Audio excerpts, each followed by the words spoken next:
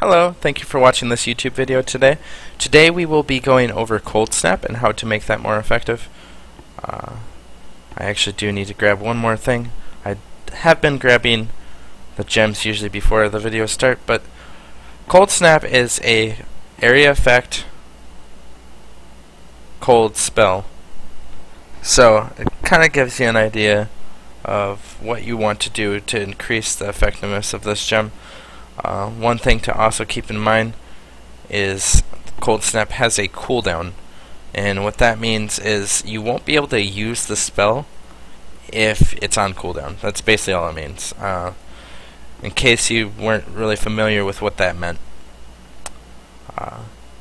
So let's go check out to see what it looks like by itself with nothing else on it, just to give you more of an idea of how to use the spell. By itself, it looks like this. It just looks like a blast of ice. And then as you see, every time you use it, it goes on cooldown. A way around that cooldown is you can use power charges. And the best way to get power charges is just like using a different spell that gives you power charges. And then the power charges let you use Cold Snap over and over again.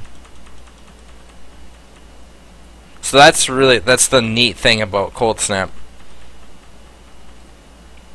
The other thing you could do that actually ends up making it so you could spam Cold Snap, like if you want to make a build just around Cold Snap, see, and that's just Cold Snap by itself, and I think this is like a level 1 Cold Snap. Yeah, it's only a level 1 Cold Snap. So it does pretty good damage by itself at lower levels. Has a very high chance to freeze, that's why it's really good too. It has an increased duration of freeze. The other way around, wait, is this, wait, why can't I? Oh, that's faster projectiles. That's like the other way around the cooldown is you can use traps. Traps make it so the cooldown, it's just based off of the trap cooldown. And it also increases the damage of Cold Snap. So if you wanted to make Cold Snap work for you in other ways other than using power charges, you could do a trap. I'm not a trapper by any means, so depending on how you do this, you would scale the damage different ways. The other thing too is you can use increased area effect. Increased area effect would just increase the area of where Cold Snap actually triggers, and as you've seen, it's quite a big radius. Like it hit him right here. And let's see if I can get a better example. See, yeah, like it was right here and it hit this guy right here. So that, that radius will get pretty big. So yeah, it's something to think about. You can use concentrated area effect. The problem with that is the area effect goes down a lot, but you do increase the damage quite a bit. It was only 11 DPS by itself. With trap and concentrated effect, it's 23 DPS. So basically just with those two spells alone, you increase its damage by a ton. The other thing you could do with Cold Snap is you could use the unique item called Ramirez Banquet. It's a unique ring. Every time you hit something and you do not crit, you gain a power charge. When you crit, you lose all power charges. And then if you did this, got this ring, and then it gives you crit chance and crit damage and stuff, but it would make it so you would get a bunch of power charges and you wouldn't necessarily even have to use trap anymore. And then if you use Resolute Technique, you would never deal critical strikes. So you would just have a bunch of power charges continuously on, and you'd be able to spam Cold Snap basically. And Cold Snap's base damage without crits is actually fairly significant. So you'd be able to make a build with just casting Cold Snaps over and over again. And as you can see with just Trap, it's, you know, you're doing a lot of damage with just the Trap. So I mean, it's something to think about. As far as abilities on the skill tree, area effect radius and amplify is really good.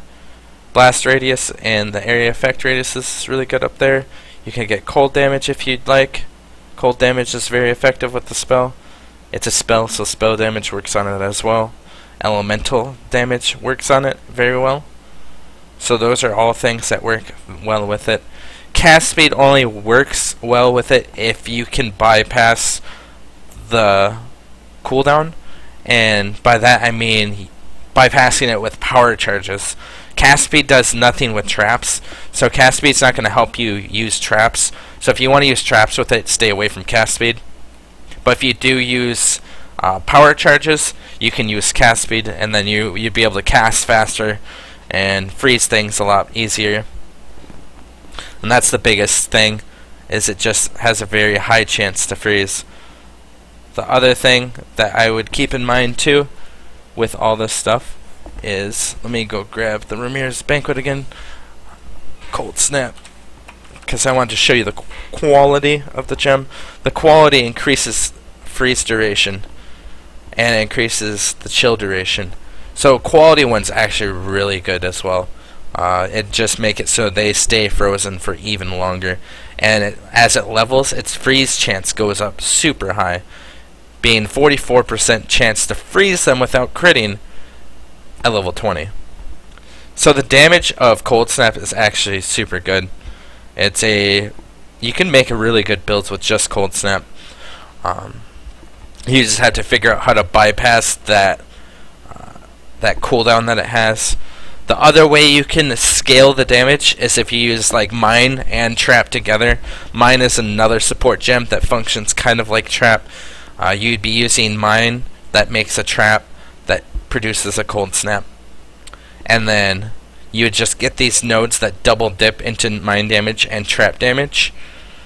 So there's the Trap lane speed, Trap Mine damage, Clever Construction. And you just basically get all the Mine and Trap nodes that you can get. Like high explosives would be really good too.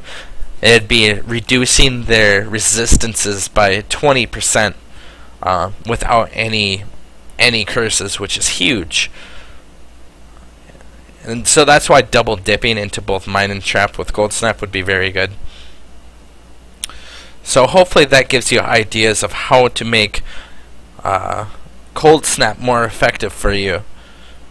Otherwise, I think that's all. And the other thing too is you could, if you do the Mine Trap variation of it, you could up your crit chance. You can make yourself have a ton of crit chance, and that crit chance would allow you to do a lot of damage with your Cold Snap. And Elemental Equilibrium would be really good in that build too, because you would be most likely using a couple different traps. If you used one trap from each element, you could take huge advantage of Elemental Equilibrium, huge advantage of high explosives, and then huge advantage of having like elemental weakness on them. So with just elemental weakness, high explosives, and elemental equilibrium, you'd be minusing like 100 of the resists with just one curse. So that means tons of damage. So hopefully that gives you an idea of what I would do with Cold Snap if I were to do a couple builds with it.